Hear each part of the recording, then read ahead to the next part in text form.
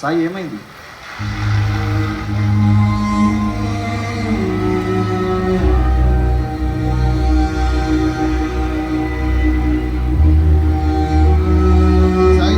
కిరణ్, నా డబ్బు నాకు కావాలి.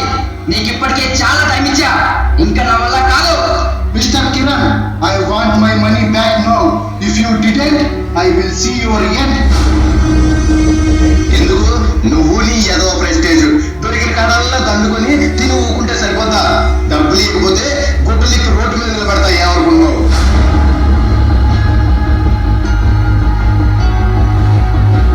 ఈ నమ్మ ఎదవ జీవితం. గీత గీత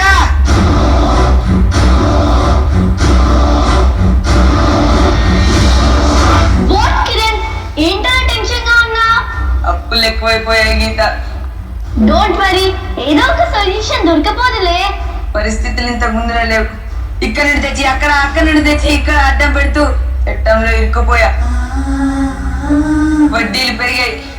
ఈ ఐపీఎల్ సీజన్ కూడా దెబ్బ కొట్టింది. కూల్ కిరణ్, ఏదన్నా చెయ్యి. ఇవన్నీ బయటికి తెలిస్తే కాలనీలో ప్రెస్టేజ్ పోతుంది. ఈ ప్రెస్టేజ్ పోయే పార్టీలని పబ్బులని నాతో పోటీ పడి అప్పులు పెంచావు. వాయిస్ పెంచకు కిరణ్, నాకు ఇరిటేటింగ్ గా ఇన్సల్టింగ్ గా ఉంది. అయితే ఇక నా చావే పరిష్కారం. చావు ఎప్పటికీ పరిష్కారం కాదు కిరణ్. అది ఎప్పటికైనా లైఫ్ టెన్షిస్తుంది కానీ ఇవ్వలేదు. నువ్వు పోలే మమ్మీ డబ్బులు ఇవ్వని మళ్ళీ ఒకసారి మీ నాన్నని అడిగి చూడు. మనం అంటేనేమంట వింత జంతువులు చూసి చూస్తాడు. ఇస్తాడా? ఈ ప్రాబ్లం కి నాకు కనబడుతున్న సొల్యూషన్ నాన్న. కోచింగ్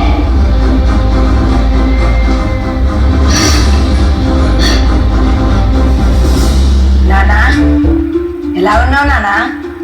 ఆరోగ్యం అంతా కులాసానేగా? ఇప్పుడే పడుకుంటే నీకేదో అయినట్టు పీడకలు వచ్చింది. చాలా భయం వేసింది నాన్న. చూసి చాలా రోజులైంది. అర్జెంటుగా బయలుదేరిగా. ఇంకేం చెప్పకు, నువ్వు వస్తున్నావు అంతే.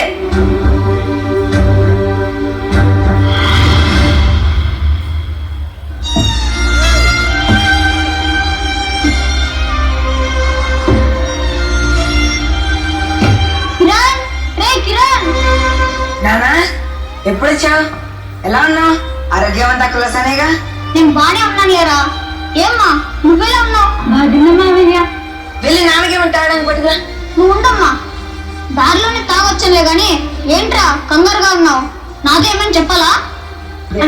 అంటే మావయ్య ఆయన నాన్నగా ఉన్నారు. ఆరోగ్యం ఎలా ఉందో ఆ ఇల్లు కూడా మమ్మేసి ఆయన కూడా మనతో పాటు ఉంటే బాగుంటుంది. ఎలాగైనా నాన్న అప్పిస్తా అన్నారుగా. చెప్పండి. ఉన్న ఊరు కన్న తల్లమ్మ, అక్కడ నాకేమవుద్ది? ఉన్నది చెప్పేస్తున్నాను నాన్న. అప్పులు ఉబ్బిలు చిక్కుకుపోయా నాన్న. ఒకటి అప్పు తీర్చాలి లేదా చచ్చిపోవాలి. రెండే మార్గాలు. ఊర్లో ఉన్న ఇల్లు పలు అమ్మి డబ్బిచ్చి ఎలాగో నీ తర్వాత ఆస్తి మాదేగా. ఎందుకు చేశారు అప్పులు? అప్పు తీర్చడానికి వచ్చినప్పుడు ఎందుకు దిగారు ఊపిలకే? నీకు మళ్ళీ మళ్ళీ మళ్ళీ చెప్తున్నా, ఆ ఇల్లు పొలం నా తర్వాత అనేది, నా తర్వాతే. కొడుకు ప్రాణం కంటే ఆశకైన నీకు చిచ్చేయి. ఇలాంటి తండ్రి ఎవ్వరికి కొడకూడదు. నువ్వు పిలిచేది దీనికోసం అయితే నేను ఇప్పుడే వెళ్ళిపోతా. మావయ్య మావయ్య ఇలాగండి. పుట్టి పెరిగిన ఊరు, తాగు చేసిన భూమి, బ్రతికిన ఇల్లు, ఆ మాత్రం ఉండదా? మావయ్య మీరు వెళ్ళి కాలు చేతులు కడుక్కోండి. వెళ్ళండి మావయ్య.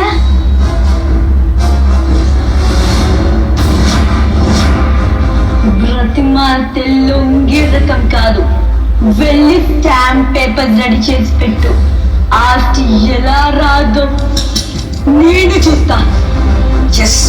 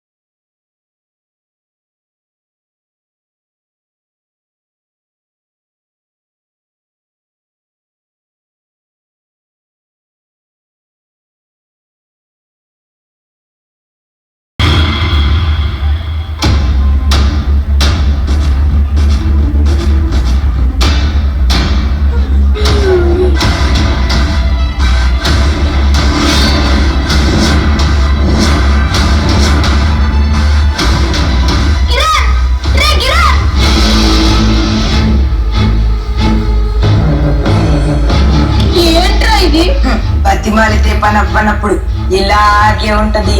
ఇప్పుడు ఆ ఇల్లు పని రెండు నావి, నా ఇష్టమైన కమ్ముతా. తర్వాత వాడే వచ్చిండు మన పట్టు బయటికి కెట్టేస్తాడు.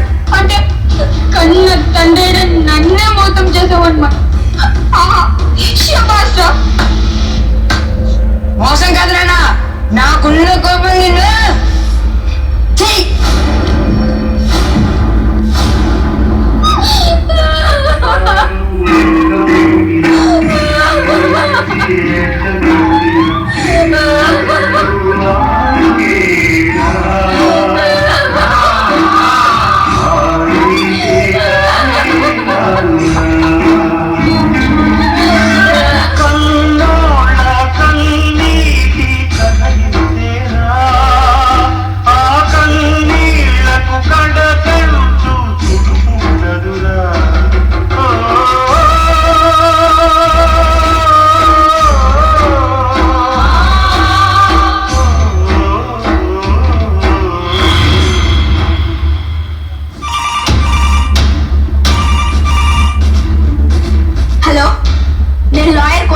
మాట్లాడుతున్నా. మీ నాన్న మీ మీద కోర్టులో కేసు వేశాడు. రేపు కోర్టులో హాజరు కండి.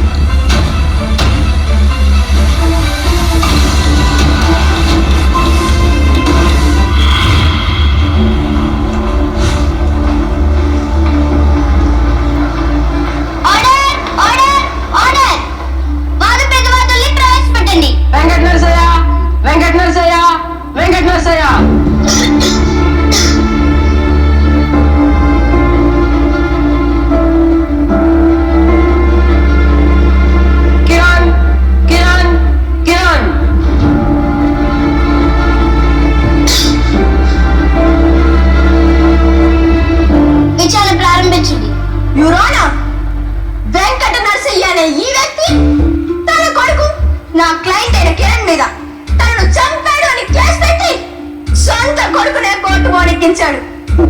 కానీ కామెడీ ఏంటంటే ఎవరోనా తనే ఈ రోజు మన ముందు సశరీరంగా నిలబడి ఉన్నాడు.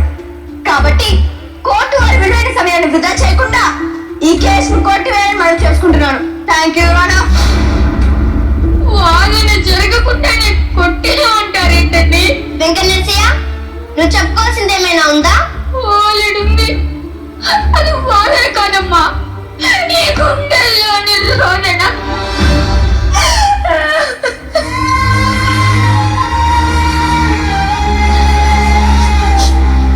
అదిగో నా ఎదురుగా నిలబడ్డాడే ఆయన గారిపై నన్ను చంపేశాడు అని కేసు పెట్టిన మాట వాస్తవమే. కానీ మీరు అడగచ్చు, నువ్వు బతికే ఉన్నావు కదా అని. కొడుకు చేతుల్లో మోతపోయిన తండ్రి మానసికంగా చచ్చిపోడా అమ్మా? మానసికంగా చచ్చిపోవడం అంటే అది చావు కిందకి రాదా అమ్మా?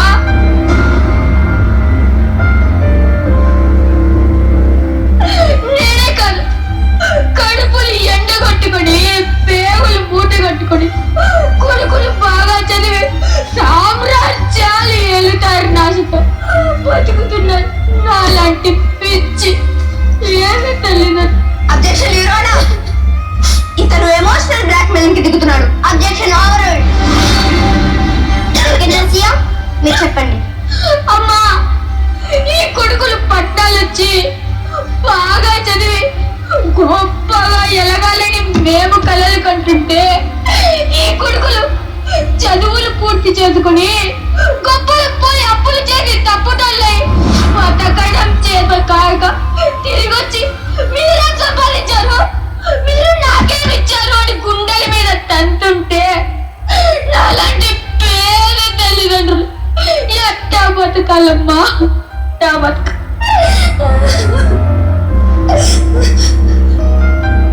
అయ్యా, నీ పుట్టుక నాకు జ్ఞాపకం, నువ్వు వేసిన అడుగులు నాకు జ్ఞాపకం, నువ్వు పలకపోయే అక్షరాలు దిద్దిన క్షణం నాకు జ్ఞాపకం, నీ పెళ్ళొక జ్ఞాపకం.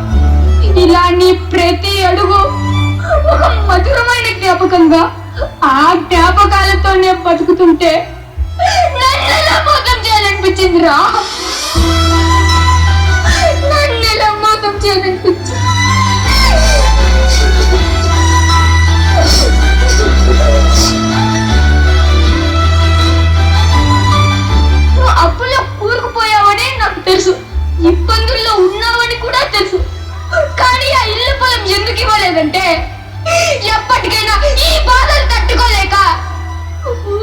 పడితే నీకింత నీడ తినడానికి కూడు ఉండాలనే తాపత్రయంతోనే ఇవ్వలేదురా.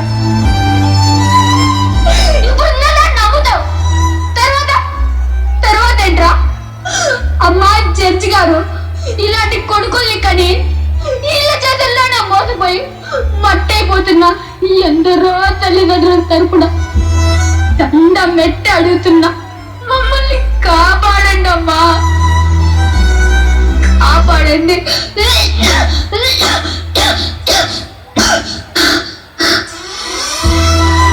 ఎవడైనా అమ్మ గురించే మాట్లాడతా, ఎందుకంటే అమ్మ కనీసం బాధని కన్నీళ్ళ రూపంలో అయినా తెచ్చుకుంటుంది.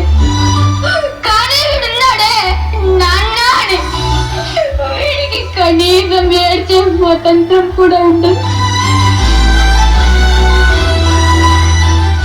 జీవితం అంతా కన్నీళ్లు దిగి మింగుతూ బతకాల్సిందే, లేదంటే మౌనంగా చావాల్సిందే.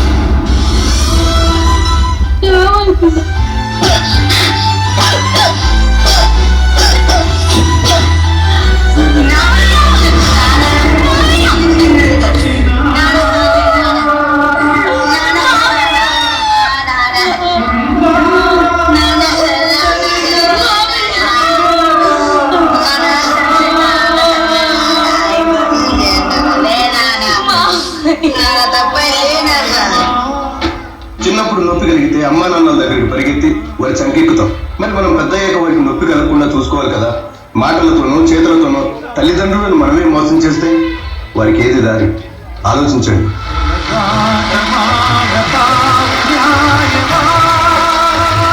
తండ్రి